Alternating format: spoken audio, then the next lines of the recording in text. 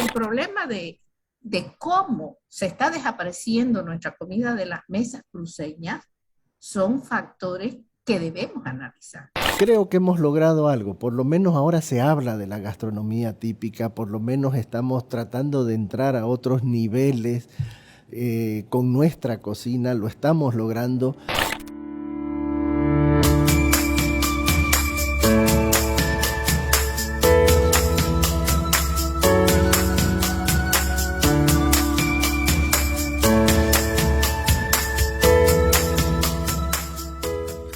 Hola, bienvenidos a otro podcast del CCP. Este espacio dedicado a la reflexión y al diálogo para poder aprender, conocer cómo está la gestión cultural y en sus distintas aristas en Santa Cruz y en Bolivia. Hoy vamos a hablar, se nos va a hacer agua la boca, hoy vamos a hablar de comida. Como no podía ser de otra manera, está con nosotros aquí en el estudio Javier Libera, que es propietario de este conocido y ya patrimonial espacio culinario El Aljibe. Javier es licenciado en Educación Artística de la Universidad Federal del Espíritu Santo, Brasil. Tiene un diplomado en Gestión Cultural de la UPSA, es cocinero titulado y además es un gran amigo personal. Javier, bienvenido, gracias por estar presente. Gracias, Edson, por la invitación. Es un gusto estar aquí en el CCP impulsando esto que es la gastronomía con identidad cruceña.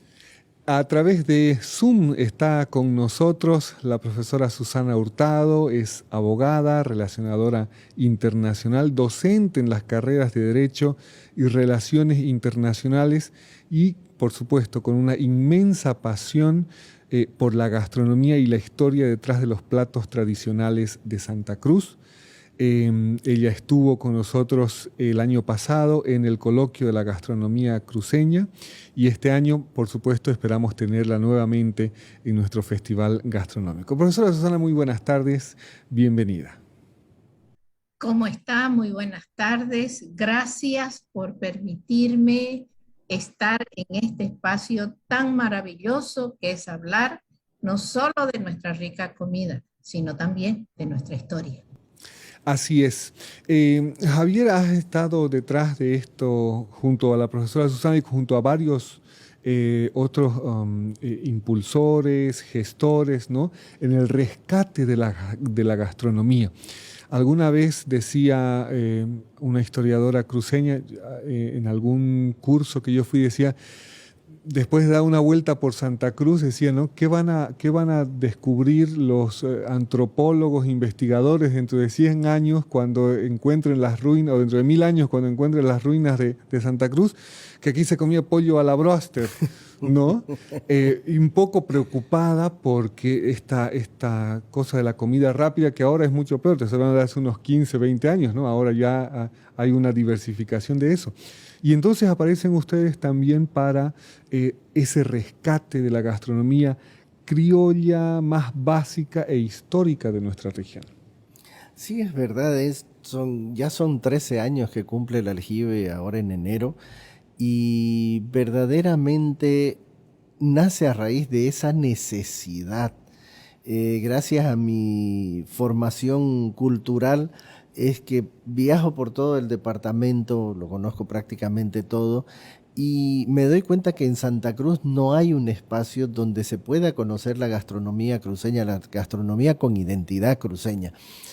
Y después de estos 13 años, te sigues dando cuenta que somos el único espacio, sin desmerecer el trabajo y la identidad que tiene una Casa del Camba, por ejemplo, pero no hay otro espacio que tenga ni siquiera la comida típica como base, como para crear la nueva comida boliviana o de repente algo de fusión. No hay un espacio que te permita conocer la gastronomía cruceña 100%. Hay un montón de buenos restaurantes que tienen comida excelente internacional, pero seguimos con esa deficiencia y yo veo que esto todavía va a costar mucho porque de tanto instituto, universidad que tiene los cursos de gastronomía, no hay nadie que esté interesado en hacer sus prácticas en el aljibe, por ejemplo. Así es. Ese es un síntoma, ¿no? Ese es Es un un síntoma. síntoma y es muy grave.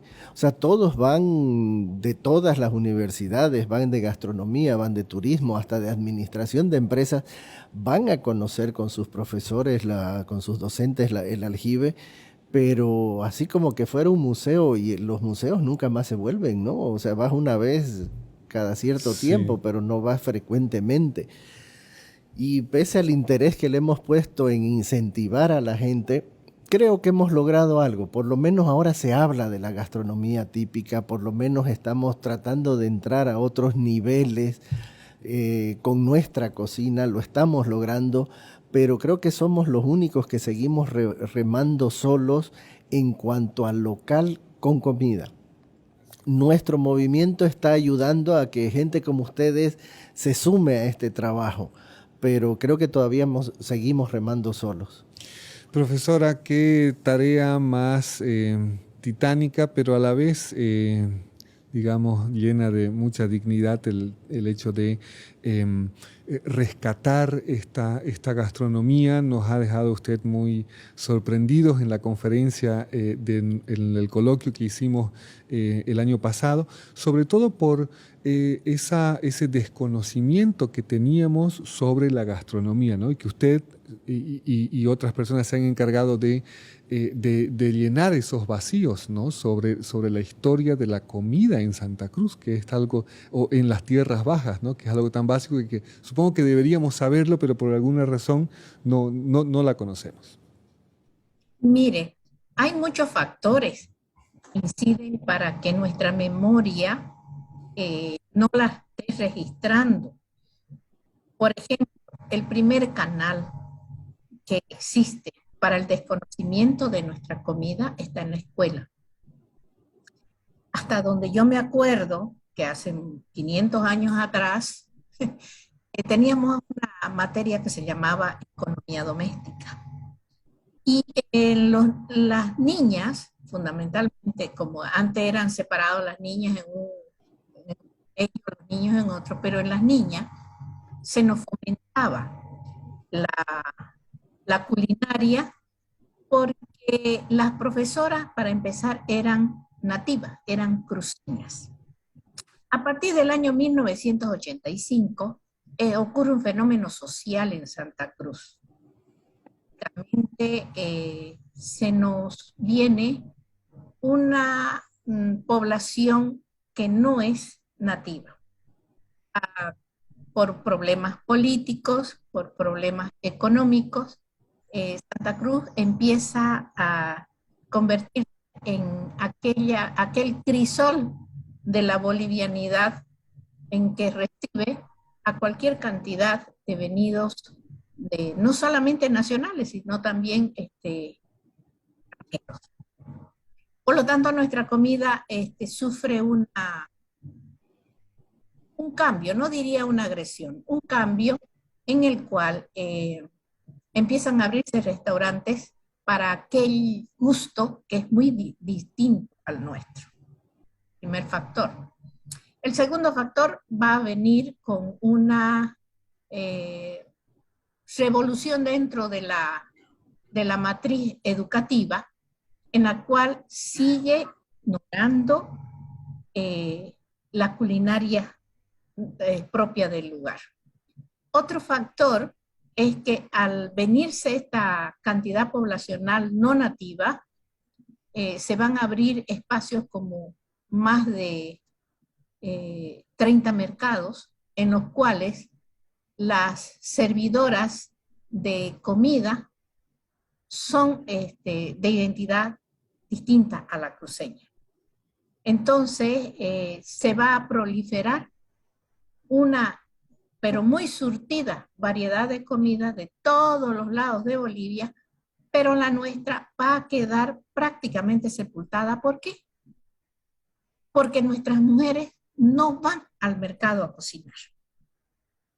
Nuestras mujeres tienen su pensión, que generalmente lo hacían en las noches para sacar su mesita con su foquito afuera y hacer una oferta de una comida muy simple: locro, majao, un asadito en olla, por ahí algún queperí y nada más, pare de contar. Por lo tanto, nuestra comida se reduce a 4 o 5 platos y la patasca, que era generalmente que antes la hacían solamente los sábados o los domingos. Y en esto ha tenido una gran mirada Javier. Él la oferta todos los días en el aljibe. ¿Por qué? Porque el cruceño antes de salir comía una comida muy sustanciosa a las 5 de la mañana, que era su plato de patasca para irse todo el día al Chaco. Entonces, él rescata esa práctica tradicional y la oferta todos los días en él. Pero ¿quiénes la comen?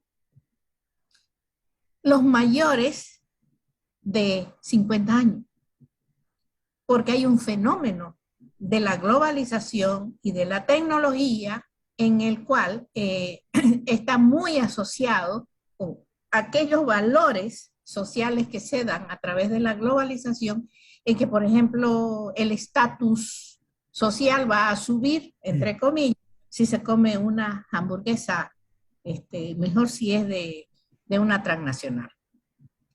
De tal manera de que fíjese que hasta nuestras bebidas refrescantes, la chicha, el tamarindo, empiezan casi a desaparecer de las mesas cruceñas y empiezan las bebidas transnacionales, como la Coca-Cola, que tanto daño nos hace a la salud. De tal manera de que nuestras mamás actuales, no mayores a 40 años, están con este esquema mental de una alimentación fácil y rápida. Por lo tanto, es muy fácil ir al supermercado, comprarse por kilo una comidita china, probablemente una italiana, puede ser una comida argentina, etcétera, etcétera, por kilo. Pero no conozco, al menos hasta donde yo sé, que haya, por ejemplo, comida típica que se distribuya por delivery, ¿no? Se pide pollo, se pide pizza, se pide hamburguesa, pero que yo conozca que pidan 1, 2 o 3 majaditos para la cena, creo que no existe. Es muy poco, ¿no? Sí. Profesora, eso. Sí, creo que esa es una realidad que está ocurriendo en todo el país y en muchas regiones, ¿no? Recientemente estaba yo en Tarija y es el mismo fenómeno, ¿no? O sea, yo estaría encantado que la gente en Santa Cruz ahorita estuviera comiendo comida del interior, digamos, ¿no? O sea, qué felicidad sería para mí que estén comiendo charque o papas a la huancaina o no sé. Pero la gente está comiendo pollo frito y está comiendo pizzas y está comiendo, no sé, toda esta onda, como lo dice la profesora Susana, de comida rápida, instantánea, que no siempre, creo yo, no siempre está relacionado con el estatus, sino más con la rapidez, ¿no? De este mundo que no te permite remojar el poroto la noche anterior y hacer todo ese proceso para cocinar, ¿no? Una cosa de las que yo he visto en toda esta temporada, en todos estos años, es que algo que ha afectado mucho en cuanto a la comida con identidad dentro del núcleo familiar es justamente la llegada, como decía la profesora, de toda esta gente del interior, pero principalmente el que las empleadas, en su momento, que ahora ya hay muy pocas, eran del interior. Y obviamente llegaban con sus conocimientos de cocina y los hacían y bueno, era la novedad, comamos lo nuevo y nos vamos olvidando. En mi propia casa creo que nunca se ha hecho majadito, nunca. Entonces comíamos cualquier cosa internacional o nacional, pero del interior. ¿Por qué? Porque las señoras que iban a ayudar a la casa verdaderamente no conocían nuestra comida, entonces hacían lo que ellas sabían.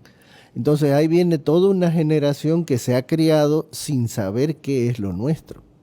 Sí, y hay una generación que ya no está recibiendo el conocimiento, ese traspaso de conocimiento, profesora, y usted seguramente me va a dar la razón, porque ahora los hijos de repente ya no se están dedicando a lo que se dedicaban los padres, ya esa transmisión oral de conocimiento ya no se lo está haciendo, y muchas recetas, y mire, estuvimos en el Valle de Tarija, en el Valle de la Concepción, hablando con mucha gente, y decía, mira, ya no se está haciendo tal plato porque la última mujer que lo hacía ya se murió. Ah, Y sus hijos no aprendieron la receta o están dedicados a otra cosa.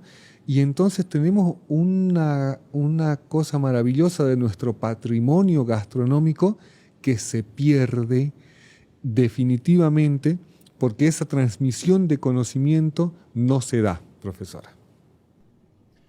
Hay un fenómeno que es importantísimo mirar. Usted dice probablemente el estatus no ingresa a esta problemática, sino el costo, ¿no? La facilidad, etcétera. Sí ingresa. Yo le voy a hacer recuerdo de los años 90 cuando vinieron las hamburguesas McDonald's. Sí. Olas Mm. interminables, y ya estaban las famosas hamburguesas Toby, que eran riquísimas y quizás hasta mejor, pero la gente no iba a las Toby. La gente iba y hacía cola en su movilidad. Yo me recuerdo muy Verdad, bien me acuerdo. que parecía que el estatus social iba a elevarse por solamente comer unas hamburguesas McDonald's. Entonces, comer un locro o comer un majao, perdónenme, pero los muchachos dicen, esa es comida de camba, haga mejor, ¿ya? Entonces, por ejemplo, yo he tenido la dicha de trabajar en varias universidades, y cuando yo les decía, vamos a hacer cierre de la materia y vamos a ir a comer al aljibe, deja mentir Javier, ¿y qué vamos a comer allá si es puro comida de aquí nomás? Sí, pero vamos a, por ejemplo, ¿usted ha comido sopa tapada? Ay, no, ¿y qué es eso? Chicas de 25 años que no habían escuchado en su vida la sopa tapada. Y cuando iban a comer al aljibe, se les caían las babas de la ricura. Entonces estaban descubriendo un mundo nuevo en el cual su mamá de 40 años no se lo había hecho conocer en su casa. Sí. Aquí el problema también es etario. O sea, mirar el problema de cómo se está desapareciendo nuestra comida de las mesas cruceñas son factores que debemos analizar. Otro gran factor es el legal. Nosotros no tenemos quien defienda nuestra comida, porque hemos luchado ya hace 2 o 3 años que venimos con la misma cantaleta, la misma historia, rogando a la alcaldía que saque una ley en la cual defienda nuestra comida y esté presente en los comedores de los mercados, por lo menos en un 40% de la comida que se oferte sea local. Pero lógicamente que todas las señoras que sirven ahí, a excepción del mercado nuevo, que es nuestra semillita de pureza, en los demás son señoras o personas que no pertenecen aquí. Entonces no se les puede exigir que saquen nuestro sabor, porque imagínense, yo he encontrado un locro con palillo. Entonces, lógicamente que el sabor pues está a 10 kilómetros de distancia del Urucú. Y cuando uno le dice, ¿por qué no hace esto? Ay, señora, es que así se le da gusto y así se vende. Claro. O así lo aprendí, o así me sabe más rico. Pero esa siempre es, y voy a lanzarle esta pregunta para ambos. Ese siempre creo que es un problema que está ocurriendo ahorita en todo el mundo, y en Bolivia también, ¿no? Esa pérdida de, por ejemplo, las recetas originales, ¿no? Y les pongo un ejemplo. Recién fue declarada la fiesta grande de Tarija, la fiesta de San Roque, ha sido declarada como Patrimonio Intangible de la Humanidad por la UNESCO.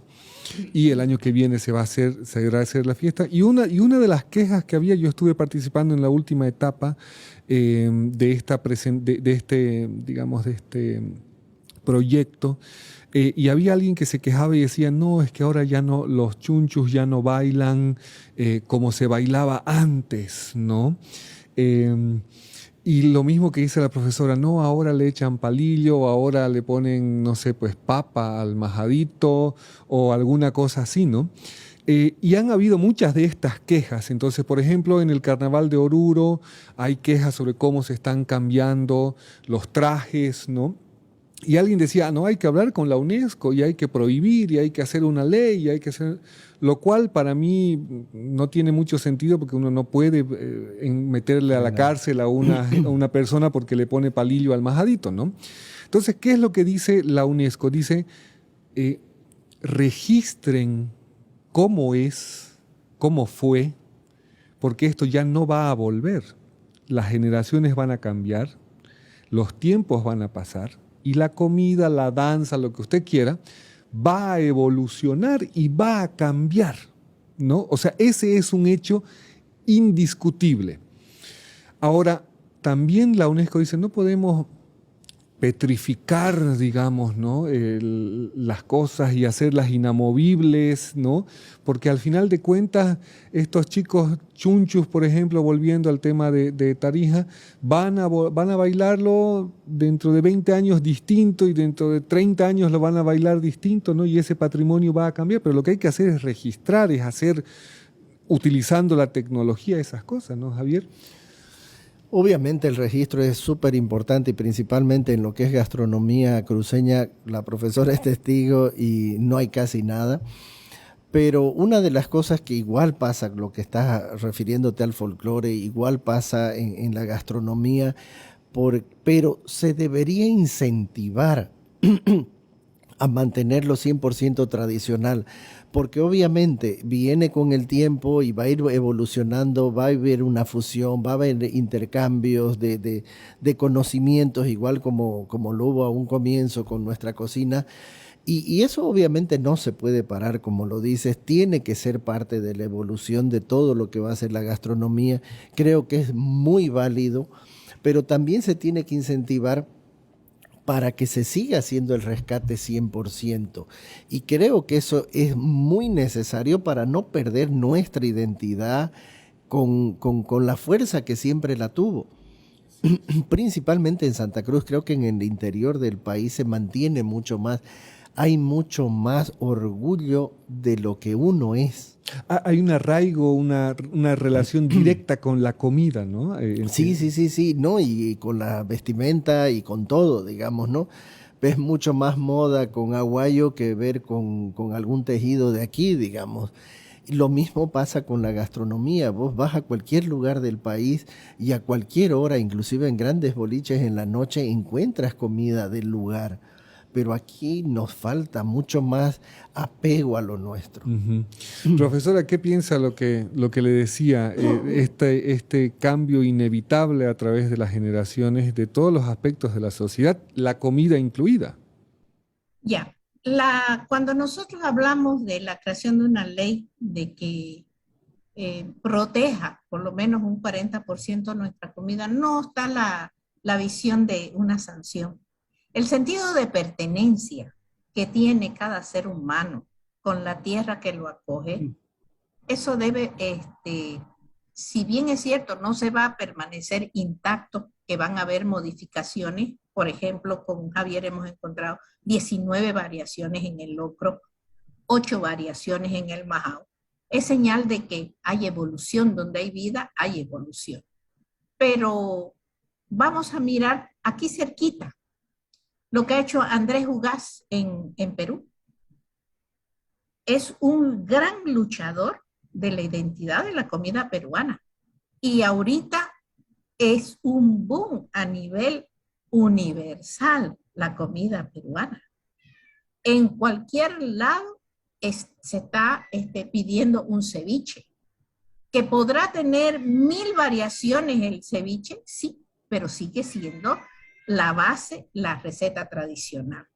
En cambio, nosotros estamos permitiendo, con esta falta de ayuda a la lucha por nuestra identidad culinaria, que nuestra comida desaparezca y que nuestros hijos no la disfruten. Además, Así de es. que es una comida sana. Por ejemplo, yo he estado haciendo un estudio juntamente con un sociólogo nativo de Ascensión de Guarayo. El 70% de la población está enferma en Guarayo. ¿Y de qué? Diabetes.